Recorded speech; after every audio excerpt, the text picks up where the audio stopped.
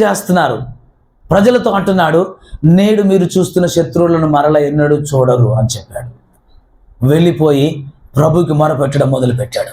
ప్రభువా, ఏమిటి పరిస్థితి అయ్యా అని మొరపెడితే ప్రభు అంటున్నాడు, నీవు నాకేలా మొరపెట్టుచున్నావు. Praise the Lord. నీవు నాకేలా మొరపెట్టుచున్నావు. ఏమిటిది? ఎవరికి మొరపెట్టాలి? నిజమా కాదా? ఎవరికి మొరపెట్టాలి మోషే? చెప్పండి.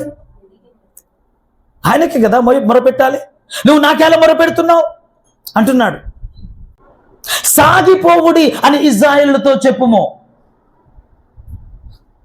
నీవు నీ చేతి కర్రను ఎత్తి ఆ సముద్రము వైపు నీ చెయ్యి చాపి దాన్ని పాయలుగా చేయుము. అప్పుడు ఇశ్రాయేలీయులు సముద్ర మధ్యన ఆరిన నేల మీద నడిచిపోవుదురు.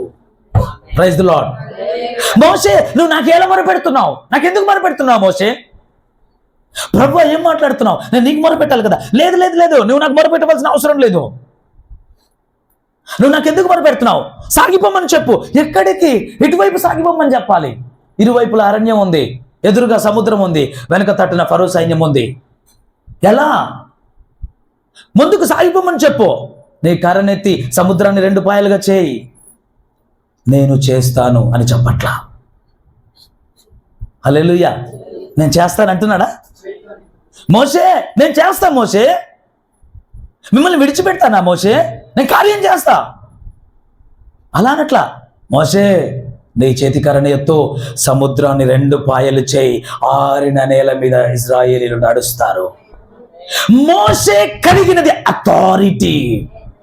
ఒకసారి చెప్పండి, అథారిటీ, అథారిటీ, అథారిటీ. వెళ్ళు, చెప్పు, మాట్లాడు. సముద్రం 2 పాయలుగా చేయబడింది, ఆరిన నేల మీద ప్రజలు నడిచి వెళ్ళారు. Authority, authority. నేను చేస్తానని చెప్పట్లా.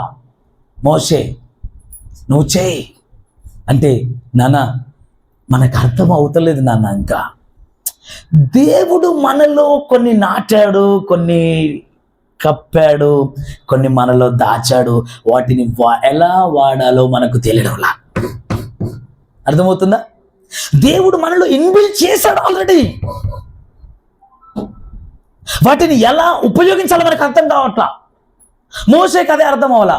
మోషేకి అంత పవర్ ఉన్న సంగతి తెలియదు. మోషే అంత అధికారంతో ఉన్న సంగతి తెలియదు. మోషే వెళ్ళి, ప్రభువా, వాళ్ళకైతే మాట ఇచ్చాను, కానీ మన పరిస్థితి, మా పరిస్థితి ఎందుకయ్యా నా దగ్గరికి వచ్చావు నువ్వు?